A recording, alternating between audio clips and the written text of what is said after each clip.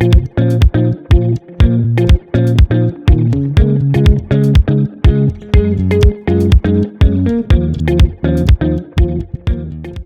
everyone, and welcome to today's online training session. So my name is Simon Grandin, and I'm the photogrammetric workflow specialist here at SimActive. I hope you're doing great today with these hard times. So today the topic of my presentation will be speeding up processing of large drone project. Um, which you may know, sometimes processing large project requires many different elements. So I will cover most of them to show you how you can improve your overall workflow with your photogrammetric UAV processing. So today, what you will learn is you will learn about planning data acquisition and project requirements. You will also learn about managing data and pre-processing requirements for your input data.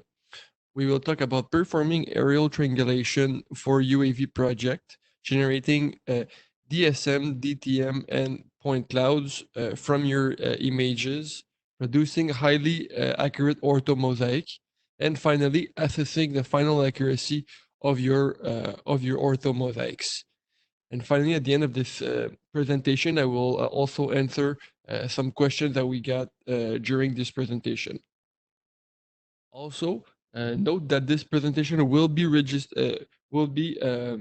recorded, and the recording will be available soon on our YouTube channel.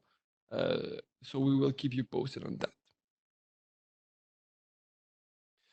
So project requirement and data acquisition. So before planning a large photogrammetric project or before starting the processing of this project, you really have to make sure that you have a plan on what you want to do, what you're aiming to do with your drone survey. So the first thing I think you need to ask yourself before starting your project is, what are the scopes of the project? What are you trying to deliver to your customers? Is it a highly digital surface model, highly digital terrain model? Is it only ortho photos? Is it a 3D texture model? So before starting all your processing, you really need to think of that, because this reflection will also have an impact on the parameters you will use during your processing, and it will also make you gain some times. Another thing that's quite important that you need to be aware of is, what is the final accuracy you want to deliver or you want to achieve um, with your input data. Having said that, you need to have the proper element in place to make sure you're able to reach this kind of accuracy, such as maybe ground control points using RTK or PPK system, or having higher grade cameras to make sure that you have a nice reconstruction. Finally, basically the deliverables and the accuracy will also influence the time frame that you will have for your project. So how many times you have to deliver all your product um, to your customers. Do you have 1 week, 2 week, 3 weeks, maybe a few days? So this is also elements to be aware before starting all your big project. Um, the time frame will also be impacted by the resources available. So how many computer you have for processing your data. Also, do you have access to many software licenses? Maybe with Correlator 3D, if you have access to more than one licenses, you can speed up some processes to have faster result to deliver to your customers. And then once you have think of all of those factors, so the deliverables, the accuracy, the time frame, and all the resources, you may come up with a recommended flight configuration for your specific project. So let's say you already have a map of the area of interest you want to have. So now it's time to really think of how you can map this area. So basically, the first thing we usually suggest our customer is having a considerable overlap between the images. So for UAV project, we usually having up to 70% front lap and 50% side lap. Also, depending on the content of the image, you can maybe raise up this overlap to 80% front lap and 60% side lap, but don't go below that because it will create some other issues that I will talk later in this presentation. So when you will perform your flight configuration, there's also other elements that you need to be aware if you're trying to map larger area, such as the ground sample distance you want to use. As much as possible, it is important to have a constant, or as much as possible, a constant ground sample distance throughout all your project, because the ground sample distance, because variable ground sample distance within different flights may also affect other photogrammetric processing, such as the aerial triangulation or the surface generation, or also the orthophotos, because they will have different resolution. So if it's possible, you need to use a flight planner that will allow you to have such as a terrain following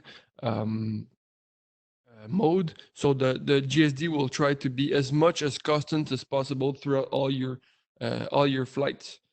However, if you don't have access to such elements, well, you could maybe consider flying a smaller block and adjusting your flight of altitude to make sure that you have a constant GSD throughout all your project. The other element that's quite important is the image sunlight. So you don't want to have too much shadows within your images, because even though shadows looks nice, or a nice shadow looks great on the drone pictures, when we're trying to do some reconstruction from those images, we want to as much as possible don't have any shadow on the images, because they will affect the reconstruction. And also, we don't want to have images that are overexposed or underexposed, because it will also have an effect. You want to try to fly it with lighting conditions that are as much as possible not too bright, not too dark. And if you're flying with a lot of sun, maybe try to do your flight as closer as noon as possible, because it will reduce the sun angle on some elements, so you won't have as much a shadow as if you're doing a flight, let's say at 9 a.m. or 2 p.m. Another element that's quite important is the sensor that you will use. So usually you want to have a good quality of sensor to have sharper images, and also it will larger images will also reduce the number of images you will need for your project, and it will also be better for the photogrammetric processing. You also want to have a sensor that's, if it's possible, called some metric sensor, which will diminuate the distortion that is introduced during the capture of the images. Finally, the two other elements are related mostly to the absolute accuracy of your project. So if you tend to deliver some high accurate results, you may try to use either RTK or PPK system to make sure that the exterior orientation that you will have within your images is highly accurate and will give you some great results. Standard GNSS that are on board with UAV can sometimes give up accuracy to maybe a few meters. And as a proof of accuracy, it is always suggested to use some ground control points and some checkpoints to make sure that you do a due diligence and you have accurate result to prove to your customers. It's great to have ground control point, but also they need to be well spread out throughout your project in order to have accurate result all over the area of interest. And finally, the last thing is when you're flying such large project, you really need to have a stable flight. So you want to have parallel flight line, constant overlap, because it will help for your photogrammetric processing. Now that you have done your flights and you're ready, let's say, to start the photogrammetric processing of your project, um, maybe you want to think of how I can process such a large project if I maybe have more than 10,000 images or 20,000 images, which starting to be quite a big project. So the first thing is how are you going to manage all this data? So what we usually suggest is when you're processing some big data that the flights are done in uh, in multiple sequences, maybe store up the each flight in separate folder. So you really need you're really gonna have a trace of what um, uh, of what of what those flights are. And it's a key here to make sure that when you will work with um, with with large amount of data, it's easily to get lost with this data. So really have a good nomenclature of your data and keep everything well organized in order not to get lost and to over process your data. Also, when you will acquire really much data, please clean your data prior to start the photogrammetric processing. So as I will show you later on in this presentation, how you should be able to clean the data. Also, before processing a big project, please make a test on smaller sample to really make sure that you have the right parameters before processing all your images. This will encounter for any substantial problems throughout the project. So before processing on maybe 5, 10, or 20,000 of images, uh, take a sample, a representative sample of um, maybe 200 to 250 images and run the full workflow within those images to see what are the results you will get and see that the parameter that's used, does they make sense to what you want to have for your deliveries. So it will greatly help you. And also by doing such tests on some smaller sample, it may allows you also to play with the level of automation you want to use for the big processing. So you maybe want to script it out and batch process the bigger project if you are happy with the results on your sample dataset that you know the parameters you will have to use. Um, so this is also element. Um, Other things you need to be aware is the pre-processing reminder before starting your project. So within Correlator 3D, the software is mostly focused on the graphical part of the computer, so the GPU. So before any processing, please make sure that your graphic card drivers are up to date on the latest version, and you will ensure that you will have the best capacities of your computer as much as possible.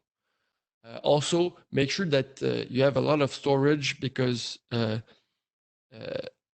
all your input data will probably be double up or triple up because of all the output files that will be created. So make sure before starting your project that you have enough terabytes, maybe, or 100 of gigabytes of data storage capacity. And finally, based on your time frame that you have, how many licenses you think you need for such project. Sometimes having access to maybe a few more licenses will speed up some processing, such as the the um, the surface model generation, the terrain model generation, and also the orthophotos. Maybe because you will be able to split out the big project on some other computer prior to generating the mosaic. And so as I talked before, maybe when you have run a smaller sample set, you maybe want to use some script to have a higher level of automation for your project. So within Correlator 3D, you can process your data directly from the graphical user interface, but you can also use some script uh, to uh, to run up your processing.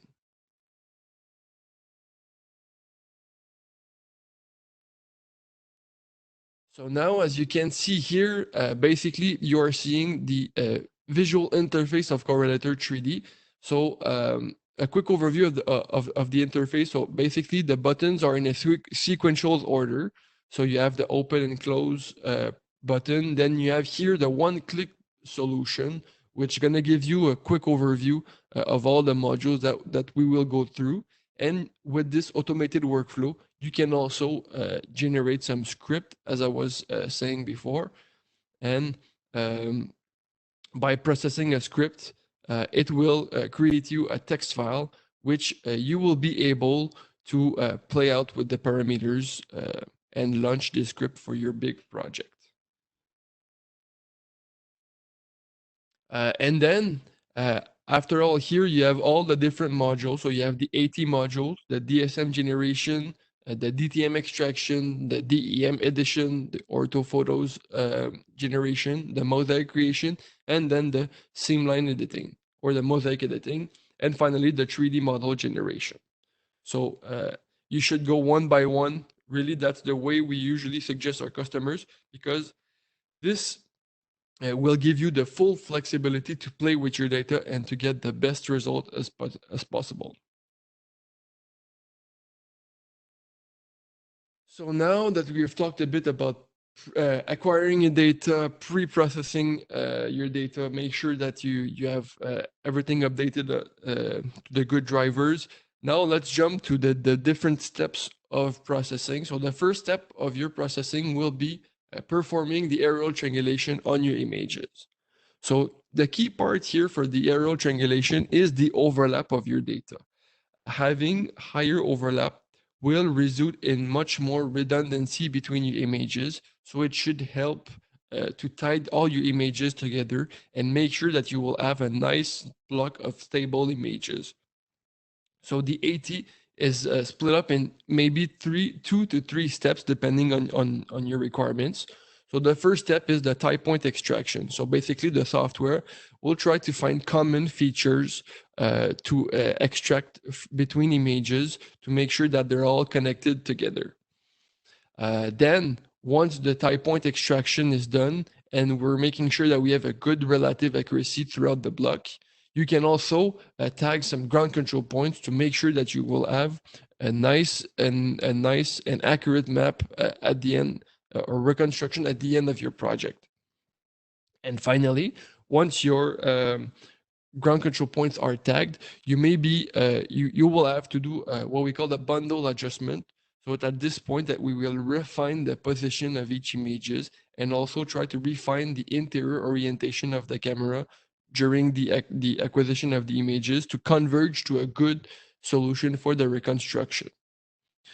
And also the aerial triangulation, we never mentioned this enough, but it's the most critical part for every photogrammetric project. All the accuracy of your project usually reside into the aerial triangulation. So before jumping to the next step, please carefully review the AT report that we're providing.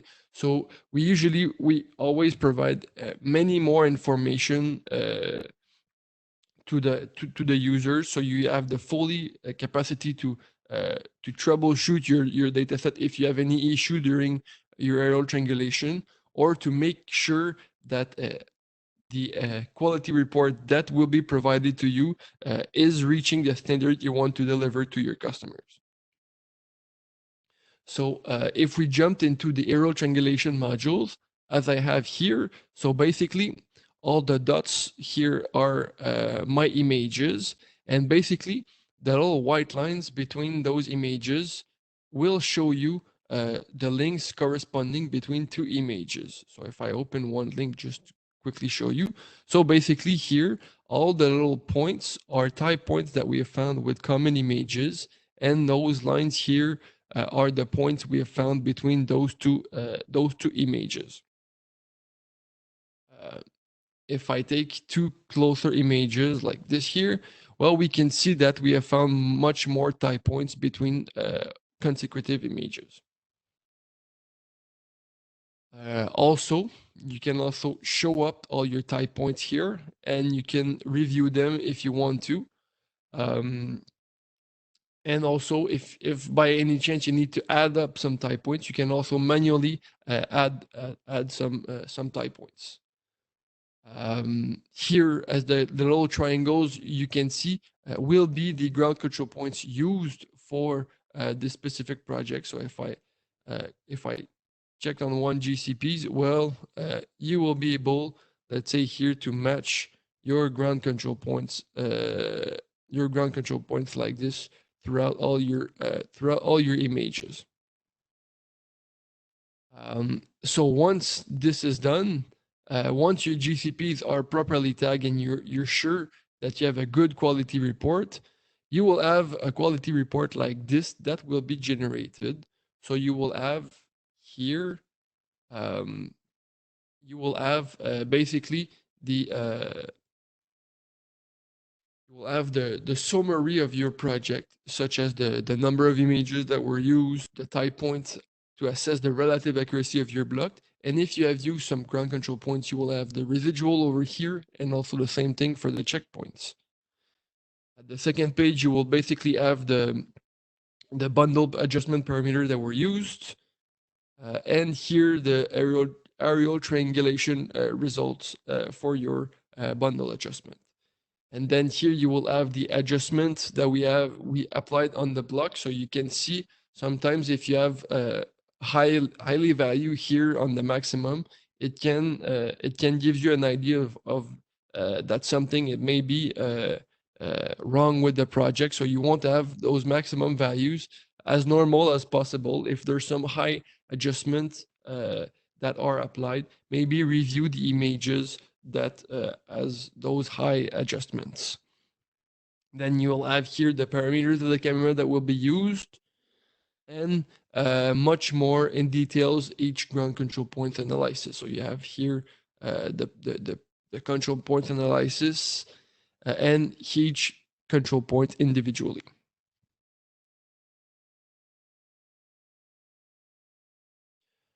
Also, another element that I have talked is you can also review the EAO folder report. So within the software, we also provide many reports to the users. So if I go into the EAO folder, so we also here report many many text files which you can assess and see that if you have issues with some elements, so you can review the tie point accuracy, you can review the ground control points accuracy here, and also the adjustments that we have applied on each images. So those files here will be there to really troubleshoot your project if you have more issues. So now we have done the AT, we're sure of the results, and we're ready to get the data creation going. The first step will be to generate a surface model and a point cloud optionally, depending on your needs. So by default, Correlator 3D works as a raster-based approach. So we will generate a raster grid of cells that which will contain each individual value. So each cell will contain an elevation value. There's also quite element that's important when you want to generate some surface model, such as having a proper overlap. You want to have because the overlap between two images is the element that will create the stereoscopy between two images and allows us to extract a surface model from two images.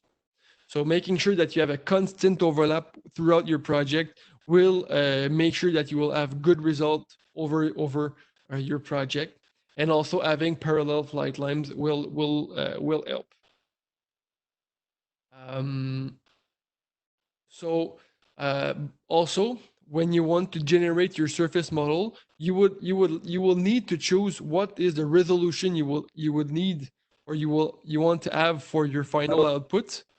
Um, so basically, for your output, um, you have uh, you have a few options possible. So you can, by default, the software will propose you um, uh, a resolution at 5 times the ground sample distance, but you can maybe, depending on the aerial triangulation result, can maybe bring it down to 2 to 3 times the ground sample distance, if you want to have more details maybe into your surface model. But if you're only looking to have a course or an ortho photos, you may be, and you're not too much interested by the details of the surface model, you can probably raise up this resolution to maybe 5 to 10 times the ground sample distance. It will have it will be faster to process, and also the resolution will have a big impact, a big impact on the speed of processing you're gonna have for your project. In a matter of time, maybe the DSM generation is about 60% of your whole processing. So it's a big chunk of data that are getting processing. So having the right parameters is something that's quite important. And also you can select your the vertical accuracy you want to have for your model, to make sure that you have the good requirements for your project. So if we take a look here, so when you generate basically your resolution, your DSM resolution, you can have here the 5 times the ground sample distance, or you can change the resolution by selecting the maximal resolution, or you can specify your own value. So let's say 0.05, and you can play with the vertical accuracy. Also, you can generate a point cloud at the same time, but as we mentioned, the point cloud is not necessary. It's an optional feature if you want to have. It's also gonna add up to the processing time. So if you don't really need a point cloud, or dense point cloud, maybe it's not a good time to export it at this. At this point. Or maybe you can just export later on your surface model into a point cloud, which will be slightly a less denser point cloud.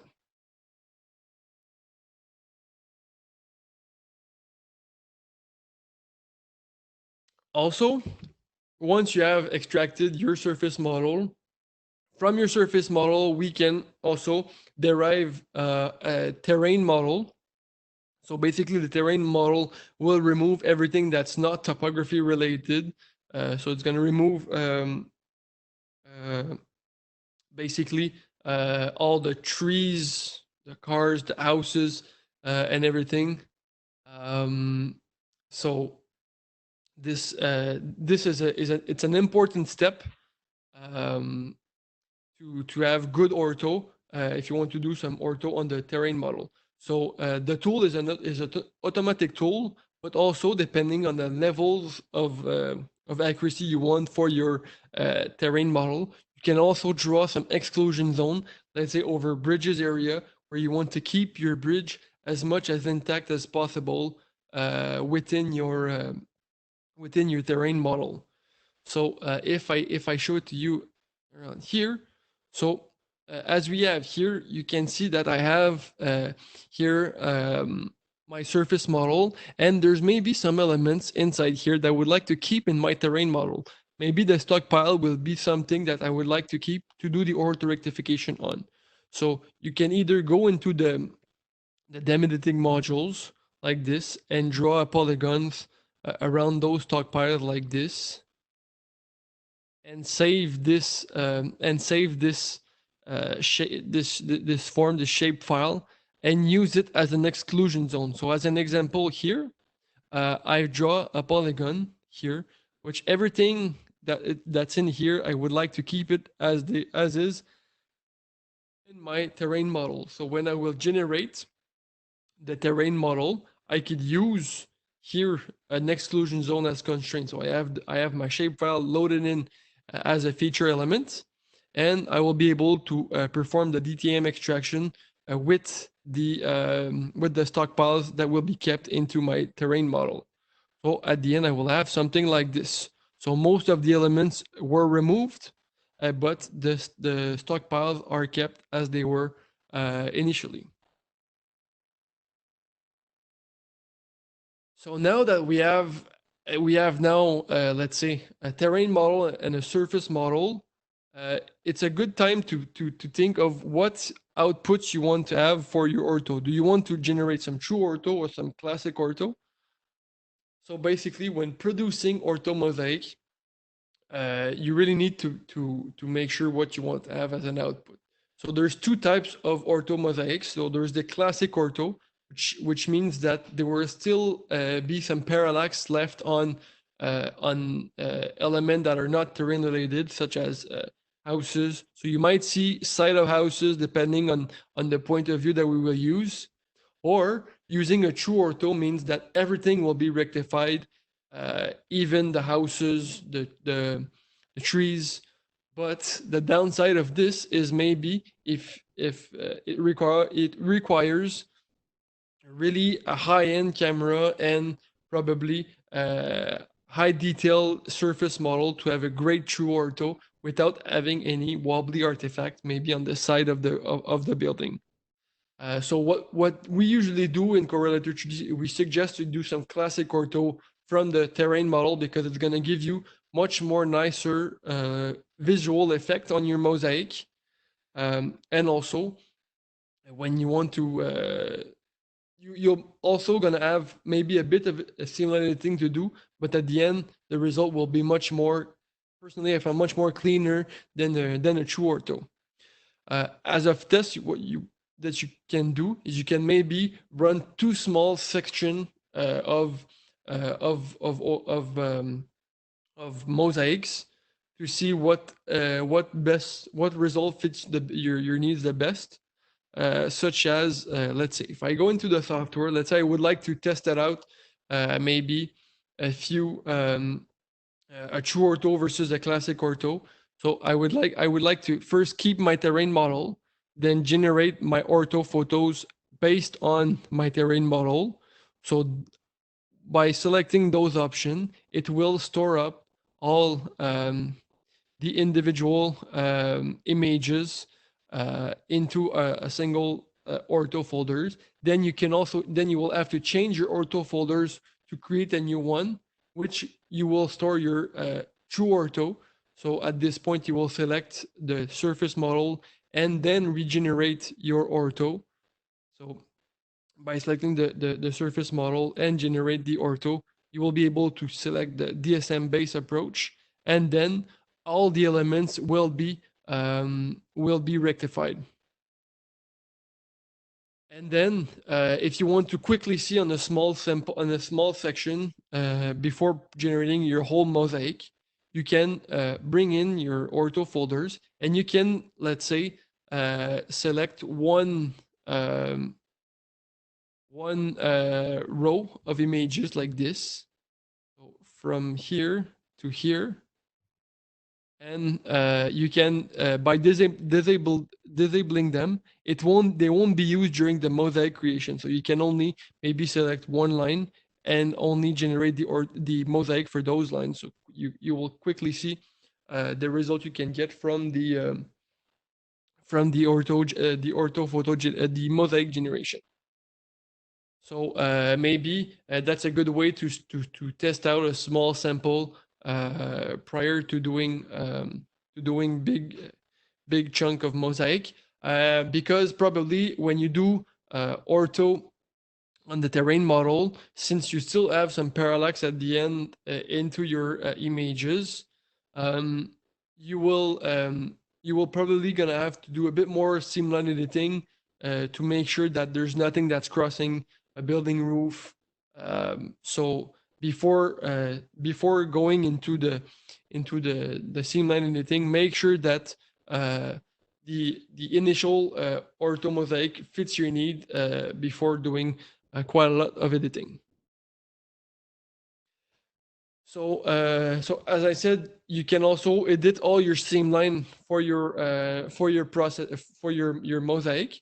So let's say if you're generating a large mosaic and you have multiple block into your mosaic, at this time, if you have multiple licenses and let's say two people that are working on the project at the same time, you can split up the streamline editing into two computers, so two licenses, and both of you will be editing the project at the same time. Um, uh, so each of you gonna edit one block, so it can help to have faster processing, for your outputs. Also, we offer color balancing capacity. So when you will generate the mosaic, there's a color balance that will be applied throughout your mosaic to have as much as possible the homogeneous color adjustment over your whole project. So it's sure that when you will capture your data, I know it's easy to say, but it's hard to do. But try as much as possible to have the same lightning acquisition throughout your project, because it will greatly help for your color balancing uh, when you will derive larger mosaic. And finally, another element that's quite important is when you deliver output to a customer, you maybe don't want to give him one super large mosaic that may be doing hundred of gigs, because it can be hard to manage if you want to open it up into a GIS software. So what you can do probably is you can use when you will export your mosaic edition, you can use a shapefile as a tiling grid, or you can use some fixed size grid to export your final mosaic. So if I show it to you how it looks like in the software, so the mosaic editing can be done within the mosaic creation the mosaic edition modules. So as we have here, I have one block of mosaic that can be edited. But if I had more than one block, so with the proper licensing option, I can put two-person at the same time editing each one block. So I can select my block here, and then I could show you here the same lines that are crossing throughout the buildings or throughout the maps, and I can I can maybe select one seam line like this and play with the seam lines to let's say to to change it like this, and then save it to a specific area. And then once I've done all my modification, I can also save the final modification um, on the mosaic. As we mentioned, also you can play out with the color adjustment. So what you want to have is maybe have as much as possible as normal distribution. So you can maybe you can centerize the center of your distribution like this probably, and maybe you can maybe play with the brackets to have as much spread out as possible, and you will see that the effect are happening visually on the mosaic, but they're not saved on the mosaic until you clicked on process. So you can play with the individual band, or also the master band all together, which is the three bands. So you can play out with all those different options. So it's gonna fully give you the capacity to give a cleaner mosaic to your customer. And finally, as I mentioned, proper for the export, you can use, let's say here, a tiling convention for your, so a shapefile that contains some tiles and a name in the tiles, and it will use to export your mosaic tiles. Or you can use here some fixed size tiling if you want to have consistent tiling throughout all your big mosaic.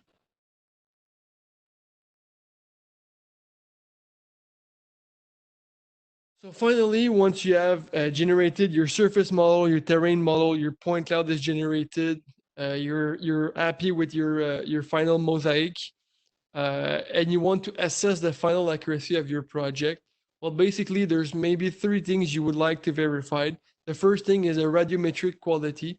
So you maybe want to pan into your mosaic to make sure that you don't have maybe some color some color mismatch too much visible between images. And also, you can play with the histogram of color that I just showed you to make sure that you have the proper color before ending out your deliveries.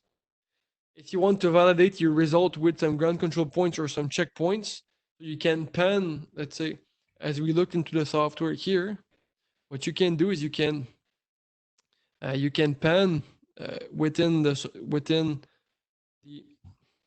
within your mosaic and quickly see that the little triangles are falling in the middle of my marker. So I'll make sure that I have the right accuracy for such projects. So same thing here. I can see that it's fit well in the middle. So you can pan within all your ground control points and make sure that you have a visible assessment because the number that you will have on your quality report is also important. But there's nothing more important than just visually check that your your marker fits well with your GCP's coordinates. And finally, the last elements that you would like to do is maybe verify the seamline editing. So what I usually suggest is when you do the seamline editing of your project, maybe quickly pan within the mosaic seamline editing modules and see that if there's some seamline that are uh, breaking into buildings. So that's the easiest way I think to really see. So quickly just pan within your mosaic and see that if there's no apparent or um, visible break line between different images. So, so before finishing or answering the questions, Correlator 3D will uh, will bring you some unique benefits. So we have unmatched processing speed. So we can tell that we're usually more faster from 3 to 5 times than the competitors on the market, especially for UAV project. We also have a solution that's adaptable for all different type of user. So we have some solution or some options for the really beginner, which we have the one button click solution, but we also have the fully customable parameters for the highly knowledgeable photogrammetrics. That's one the full control over his data. So we cover all the range of users. Also, unlimited numbers of images can be processed into a single PC. The most important part, probably on your computer, will be the graphic card, since is our main focus for most of our processing. Also, we offer different type of processing, so you can batch up your process on the cloud. So if you want to install your software maybe with AWS or Azure, this is also possible. um, but but also you can run all your processing within command line interface. So if you have recurrent projects that are coming in, and it's also the same workflow that is coming in, you can script out all your processing from the project creation up to the deliveries without any human interaction, and everything will be processed. So if you want to go that way, it's probably something we can do here at SimActive to help you to really build a strong workflow to make sure that your workflow fits your needs. Also. Also, we have different type of options. So we have for the UAV base, we offer the monthly, the yearly, or the permanent subscription. So please feel free to contact us at sales.simactive.com. You can also do some free trials directly from our website, simactive.com. And we also offer other types of licenses depending on the camera format that you have. So we cover all the camera type for photogrammetric processing up to the medium format, to the full format, and also the satellite imagery. And we have two types of licenses, so node locked or floating licenses, depending on your needs. So if you have any questions, feel free to write us an email at sales@simactive.com, and it will be a pleasure for us to help you out with your photogrammetric needs. Thank you everyone for joining for today's online training session. We will talk to you soon about our future webinars. So by now, if you want to try out the software, feel free to contact us at sell.simactive.com or visit our website www.simactive.com. Thank you.